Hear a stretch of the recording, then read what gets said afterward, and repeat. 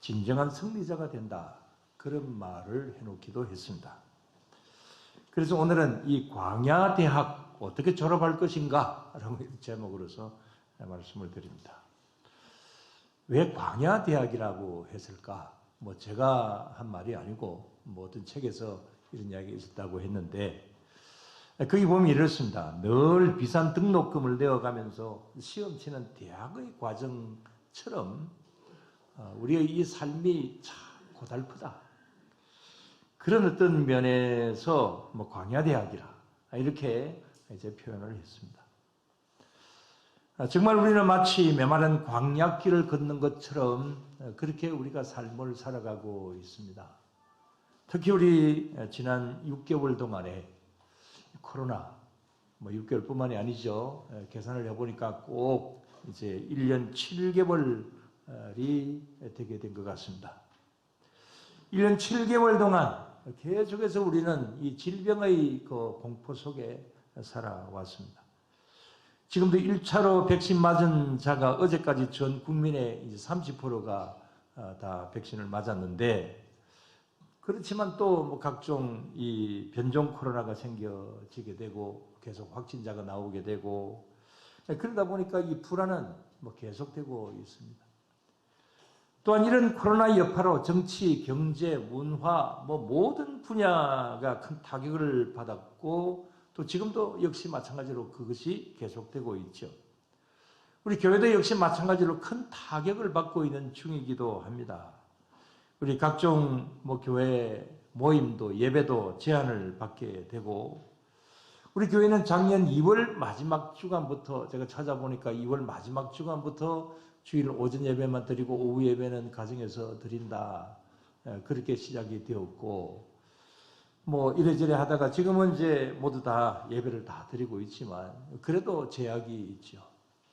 오늘도 동사무소에서 오지 않았나요? 안 왔습니까? 와서 꼭 한마디씩 한답니다. 왜 찬양단 한 사람만 해야 되는데 옆에 왜 섰느냐? 그래도 교회는 찬양을 또 해야죠. 아무튼 세계 전체가 한 번도 경험해보지 못한 세상을 살고 있습니다. 혹독한 광야대학을 경험하고 있습니다. 그런데 이런 시험의 광야대학은 우리뿐만이 아니라 예수님도 역시 마찬가지셨죠.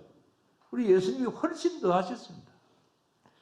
태어났을 때부터 피난을 가셨고, 공적 생활의 첫 시작인 이제 오늘 여기 본문에 나오는 이런 그 시험을 당하셨고, 세계 역사상 가장 무섭다고 하는 십자가형에 달려서 돌아가셨고, 자, 이런 예수님의 시험, 어떤 누구보다도 고난을 당하신 예수님의 그 시험, 그야말로 큰 광야 대학이었고, 또 우리도 오늘도 이제 모양은 조금씩 다르지만 우리도 역시 마찬가지로 이런 어떤 시험과 또 고난 속에 있습니다. 그래서 광야 대학이라 이렇게 이제 어떤 책에서 이야기하고 있는 것이고, 또 오늘 이런 제목으로서 말씀을 드리는 것입니다. 그런 면에서 오늘 첫 번째로 말씀을 드릴 내용도 바로 이것입니다. 광야 시험. 오늘 말씀 1절을 한번 봅시다. 다 같이. 그때에 예수께서 성령에게 이끌려 마귀에게 시험을 받으러 광야로 가사 그랬습니다.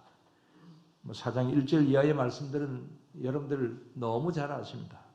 그래서 말씀을 드리지 않아도 잘 아시는 내용이기도 하죠. 자, 그런데 여러분, 이 광야가 어떤 곳일까요? 한번 직접 광야의 모습을 한번 사진을 통해서 한번 봅시다. 자, 저것이 그냥 광야 그러니까 아주 평평한 곳으로 여러분들 생각을 하실지 모르겠습니다만은, 그러나 광야, 그야말로 요즘은 사진을 보니까 풀도 있고 나무도 있고 그 전부 다 이 밑에다가 관을 대어가지고 물줄기를 대어가지고 나무가 자라게 하고 이제 그렇게 해서 있기는 있습니다만은, 그러나 예수님 당시에는 그런 거 없었죠. 자, 저런 광야입니다.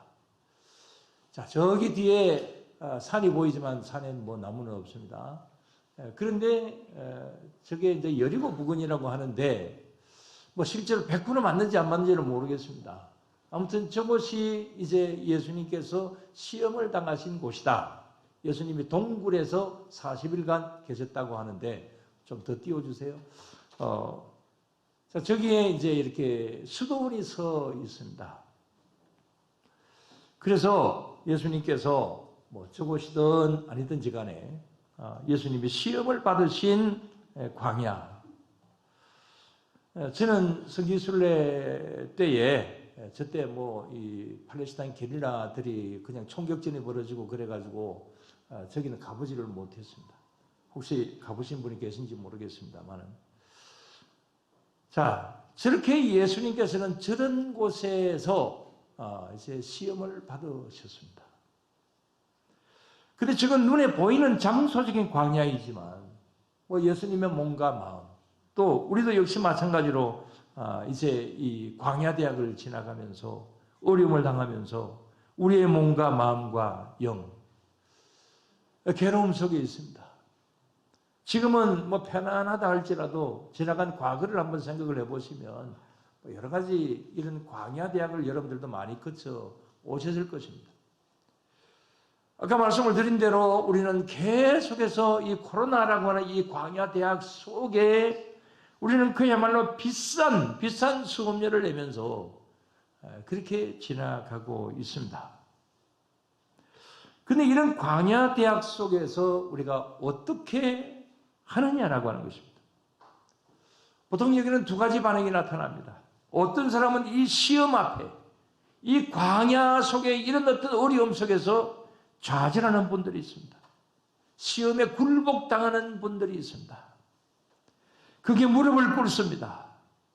그러나 또 어떤 사람들은 이 시험을 견디고 이깁니다.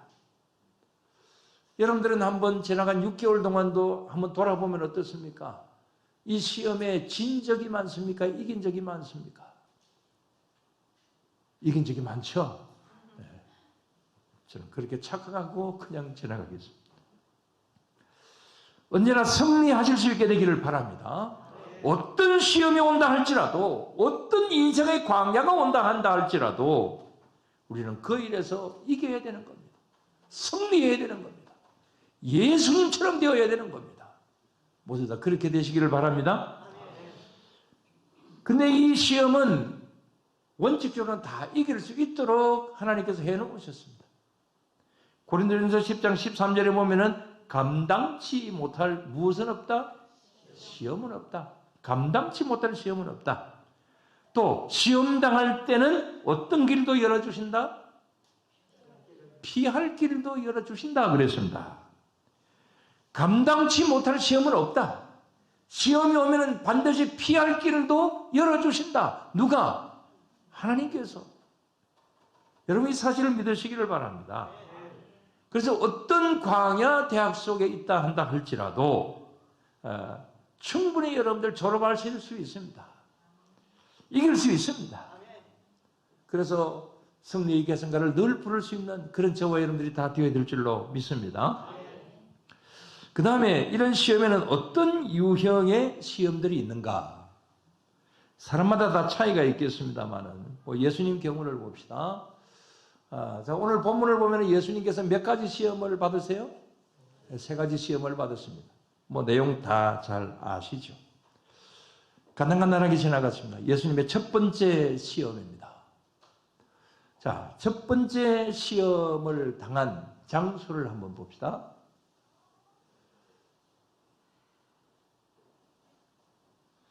아까 그 수도원이 있는 곳, 아까 그림으로 보여드렸습니다. 그 수도원에 동굴이 있는데 그 동굴 속에서 예수님께서 거기에서 이제 40일 동안 금식하시고 또 저기서 시험을 받으셨다 그랬는데 저 동굴 속에서 저기 이제 보여지는 것이 십자가가 있고 그 다음에 옆에 돌이 있고 그런데 저기에서 예수님께서 시험을 받으셨다. 마귀가 저기 찾아왔다.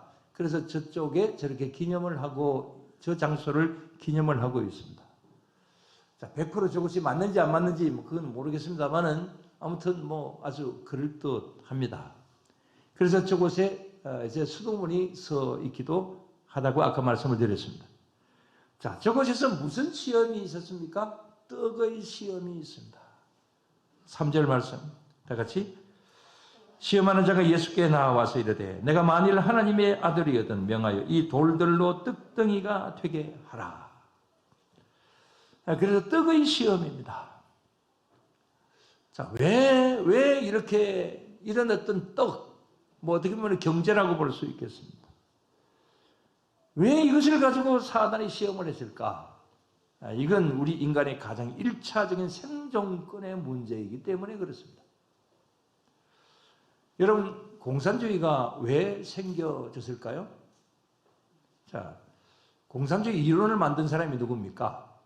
칼 마르크스나 그러죠. 칼 마르크스. 그 다음에 이것을 실천한 사람이 누굽니까? 레닌입니다. 자, 이 레닌이 1917년 러시아에서 불세르키 혁명을 일으킵니다. 그러면서 이제 소련이라고 하는 나라를 세우게 되는데, 이때 이제 이 레닌이 나서서 주된 구호가 무엇이냐면은, 빵이 아니면 죽음을 달라. 이게 캐치프레이였습니다. 빵이 아니면 죽음을 달라. 빵이 최우선이다. 그래서 옛날 이 러시아가 기독교 국가였는데, 이 기독교 국가였던 러시아가 무너지고 교회도 다 무너져 버리고, 그래서 러시아는 빵을 위주로 하는 공산 국가가 되게 됩니다. 그 다음에 중국이 또 북한이 뭐 이렇게 공산주의 국가가 되게 되죠.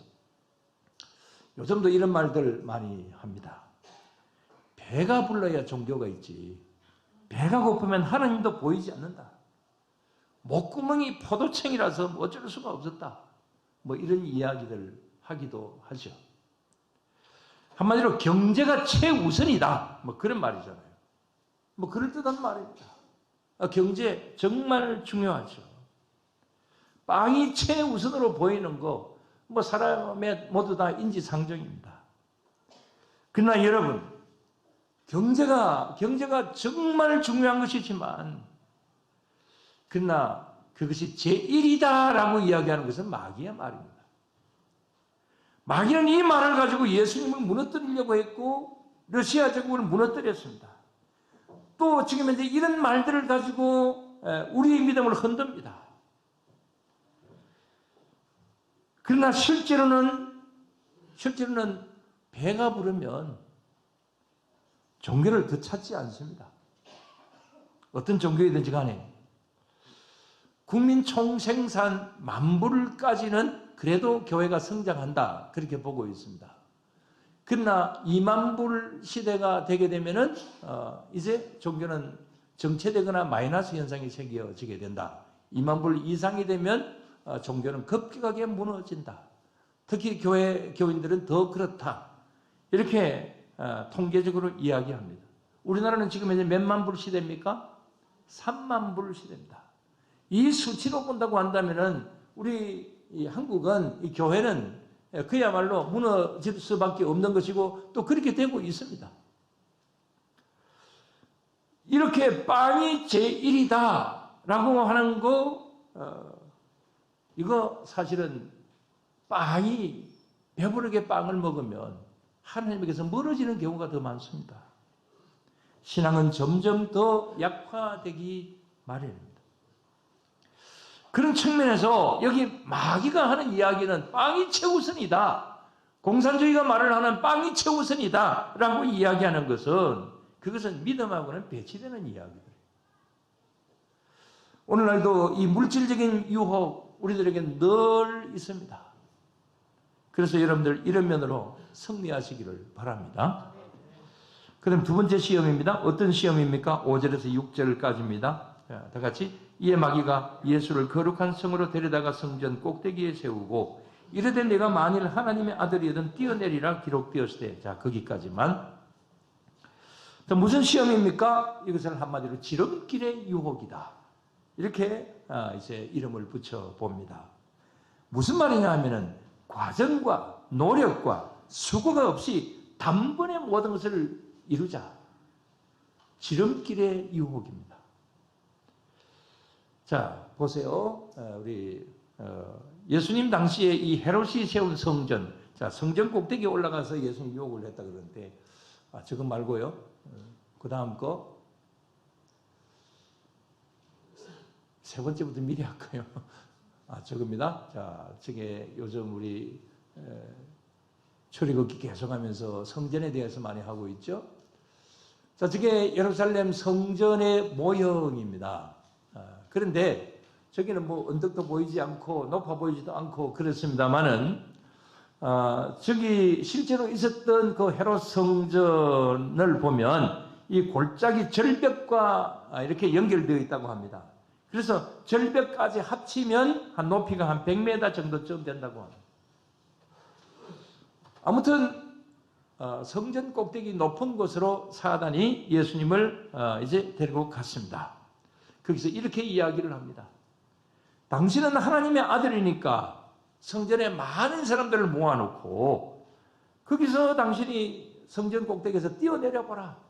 그러면 천사들이 와가지고 당신 발을 이렇게 이제 안아줄 것이고 받아줄 것이고, 그러면 많은 사람들이 단번에 야, 저 사람이 메시아다 그러면서 인정해 줄 것이 아니냐.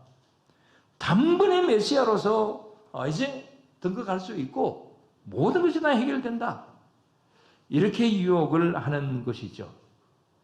아주 그럴듯합니다. 그야말로 3년을 앞질러서 그렇게 해라. 그런 말이죠. 그럴듯하지만 그러나 그건 예수님에게 정하여진 길이 아닙니다. 예수님 사역의 길은 이때 이루어지는 것이 아니고 언제입니까? 몇 년 후에? 저 힌트 드렸잖아요. 몇 년 후에? 3년. 마지막은 뭡니까? 힌트 주고 있잖아요. 십자가. 근데 지금 사탄은 이렇게 이야기합니다. 그런 생고생할 필요가 뭐 있느냐? 지금 당장 내 말대로 하게 되면은 모든 것이 다 이루어진다. 이렇게 유혹을 하는 것이죠. 여러분, 이게 지름길의 유혹입니다. 우리도 뭐 그렇게 되고 싶은 마음들 많이 있잖아요. 자, 빨리 돈 벌고, 빨리 출세하고, 빨리 성공해야지. 누구든지 다 바라는 것 아닙니까? 지름길을 택합니다. 그래서 로또 복권도 사고 그럽니다. 얼마짜리 당선됐나요? 정상적인 방법과 하나님의 계획과 섭리보다는 수단과 방법을 가리지 않고 지름길을 택합니다. 예를 들어 요즘 36살 야당 대표, 25살 대학생 이 청와대 1급 비서관으로 들어간 것 때문에 뭐 이런저런 말들이 많습니다. 제가 보니까 둘 다 참 잘하는 것 같아요. 25살짜리 그 여대생, 말도 잘하고, 야, 25살짜리가 저렇게 말 잘하냐. 우리 딸도 저러면 좋겠다 싶은데 다 25살 안 되면서. 그래서 정말 똑똑한 젊은이들이 많이 나서고 있어요. 그러나 이 두 사람의 미래는 어떻게 될까? 이런 생각을 한번 해봅니다. 사실 어떻게 보면 엄청난 지름길을 가고 있어요. 그래서 어떻게 보면은 뭐 우리나라를 이렇게 젊은 문화를 바꾸고 한 참 좋은 점들이 많이 있다고 봅니다. 그러나 단지 그 두 사람에게만은 이게 나중에 독이 되지 않을까, 그런 생각을 가져봅니다. 그래 안 돼야 되겠지만 너무 큰 지름길이기 때문에 그렇습니다. 아무튼 그건 뭐 다음에 이제 그들의 생애가 말을 해주는 것이겠고, 자, 오늘 여기 예수님에게 돌을 떡으로 만들어 먹으라는 물질적인 유혹, 성전에서 뛰어내려서 단번에 명예도 얻고 빨리 메시아가 되라, 지름길의 유혹입니다. 그 다음에 세 번째 시험입니다. 어떤 시험입니까?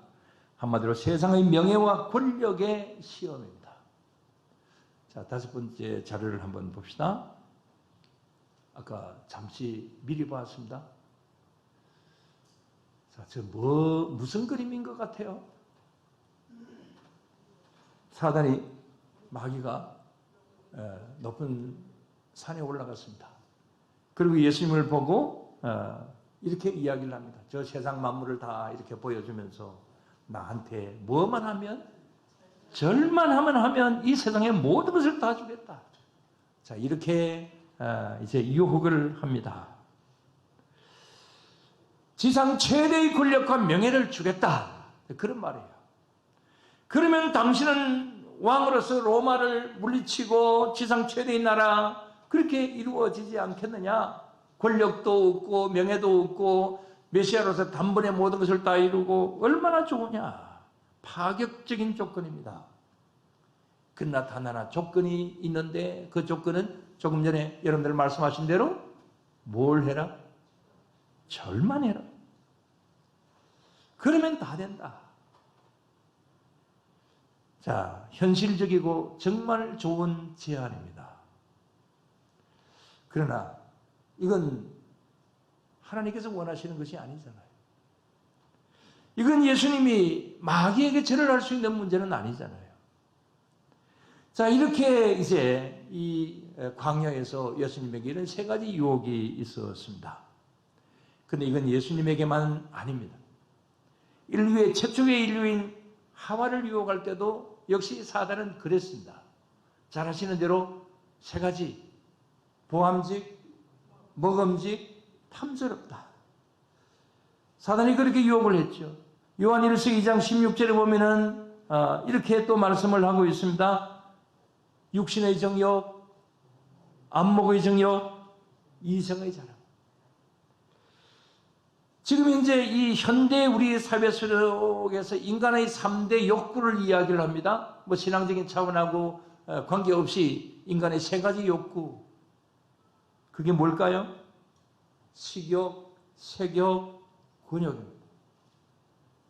아담을 유혹을 했던, 아담과 하와를 유혹을 했던 그것이나 지금 현재 마귀가 여기 예수님을 유혹하는 것이나 그 다음에 또 요한 1서에 남아있는 이 세 가지나 오늘날 현대 우리 사회 속에서 이 세 가지 이 기본적인 욕구 꼭 같습니다. 인간 세상에 이런 어떤 욕구가 없는 사람 어디 있겠어요? 다 있습니다. 그리고 이런 나는 그런 욕심 없어 하는 사람도 거의 대부분 다 있습니다. 특별히 권역 뭐 이런 거 뭐 교계하는人도 많이 있어요. 우리 교회 장로님들 빼고는 다 있는 것 같아요. 그래서 이런 말들 제가 종종 많이 합니다. 그런 거 다 좋은데 그것 때문에 너 영혼은 팔지 말라. 이런 이야기 후배들에게 많이 합니다. 그러니까 뭐 그런 말들 하면은 뭐 당신은 다 해놔놓고 뭐 그런 소리 한다고. 오히려 비판을 받습니다만은 자, 그렇습니다. 미리 띄워져 있습니다만은 자, 이런 어떤 욕구에 대해서 이 근대 사회에서 이런 것을 주장한 세 사람을 한번 봅니다. 자, 저기 저편으로 맨 머리가 하얀 사람, 수염이 많이 난 사람, 저 사람이 누구 계세요?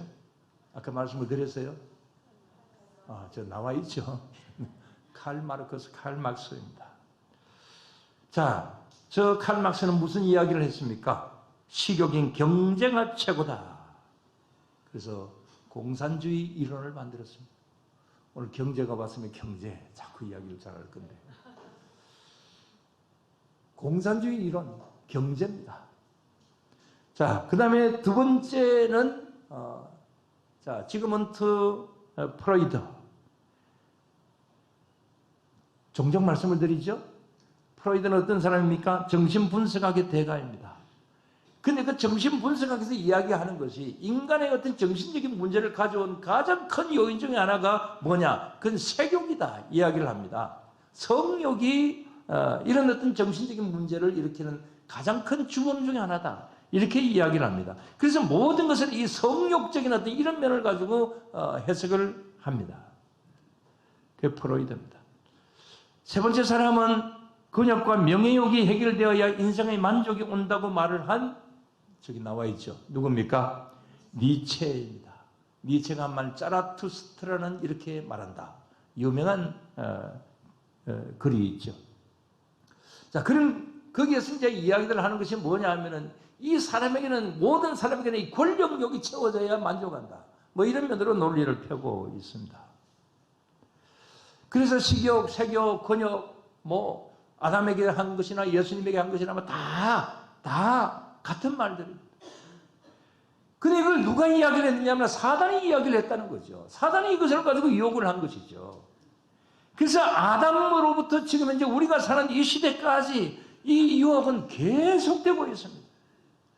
그리고 사단이 하는 말은 어떻게 보면 성경적인 것 같고 어떻게 보면 참 그럴듯하게 보이지만은 그러나 결과적으로 보면 이건 다 반성경적이에요. 결과를 보게 되면 오늘 본문의 마귀가 성경적인 근거를 가지고 예수님을 유혹을 하지만 그러나 예수님이 하시는 말씀은 뭡니까? 하나님의 말씀은 그렇게 기록된 건 아니다. 그래서 말씀으로 모든 것을 다 물리치고 있는 것이죠. 자, 조금 전에 세 사람 이야기했습니다. 칼 막스는 기독교를 부정하는 공산주의를 만들었지만 지금 공산주의는 거의 다 무너졌습니다. 어제 뉴스를 보니까 이제 북한은 더 이상 어찌할 수 없는 경제적인 어려움 속에 처했다. 그래서 기사의 제목이 이대로 가면 다 죽는다. 북한 민심이 심상찮다라고 하는 그런 큰 제목으로서 지금 북한이 굉장히 어려운 현실 속에 있다. 이런 것을 기사화해 놓았더라고요. 그래서 요즘 김정은이 얼굴 보면요. 살이 좀 많이 빠진 것 같죠? 안 보이나? 사진을 보면 정말 그래요. 근데 그걸 이렇게 설명을 해놨어요. 지금 이제 자기 혼자만 피덩피덩 이렇게 살찐 모습을 보이면 북한의 이 인민들이 이렇게 좀 반발을 할까 싶어서 그래 살을 뺀대요. 그래서 다이어트를 아주 굉장히 많이 한답니다. 그 다이어트 하는 것도 돈 드는데. 어쨌든 간에 북한이 심각하답니다. 공산주의는 이렇게 막스가 이야기를 했지만 경제가 제일이다 했지만 그러나 오히려 공산주의는 경제를 망치고 있습니다.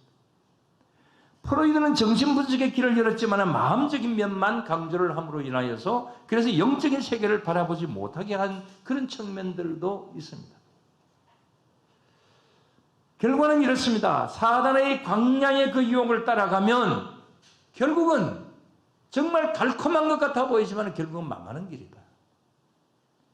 이런 결과를 볼 수가 있습니다. 그래도 이런 유혹은 계속되고 있습니다. 그러나 때문만이 아니라 온갖 사회 현상들, 정치, 경제, 문화 모든 분야에서 우리를 흔들고 있습니다. 그래서 지금도 계속 우리는 비싼 등록금을 내고 광야대학에 있습니다. 그래서 마지막으로 말씀을 드립니다. 어차피 우리의 인생은 광야대학입니다. 근데 이거 잘 마치고 나면 하나님께서 우리들의 앞길을 잘 보장을 해주십니다. 잘 이기면 하나님께서 큰 선물을 주시게 된다. 이 사실을 여러분들 믿으시기를 바랍니다. 그것으로서 오늘 11절 말씀을 볼 수가 있습니다. 11절 말씀 다 같이 이에 마귀는 예수를 떠나고 천사들이 나와서 수종되니라 그랬습니다. 마귀는 예수를 떠나고 마귀가 예수님을 떠났습니다. 그리고 천사들이 나와서 수종들었다 그랬습니다. 처음에 뭘 했나요? 사단이 예수님을 유혹을 하면서 성전에서 뛰어내리면 누가 와서 천사들이 와서 수종될 거다 그랬잖아요. 그러나 마귀의 말을 들었으면 천사들이 와서 그렇게 했을까요? 아니죠. 예수님은 말씀을 따라서 하나님의 뜻을 따라서 그렇게 이 광야대학을 마치고 나니까 천사들이 와서 수종을 들었습니다. 우리도 이렇게 되어야 될 줄로 믿습니다. 우리는 힘든 세상을 살아가고 있습니다. 지난 6개월도 코로나 때문에 또 이런저런 여러 가지 일들 때문에 어려운 시절을 살아왔습니다. 오늘이라고 해서 내일이라고 또 다르겠습니까? 이런 어떤 어려움은 계속됩니다. 광야대학은 계속됩니다.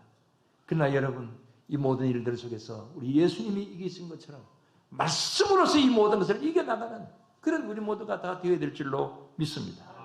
그럴 때에 우리 하나님께서 빛나는 졸업장을 우리들에게 수여하여 주시고 우리를 승리자의 길로 이끌어 주시게 될 줄로 믿습니다. 기도드리겠습니다.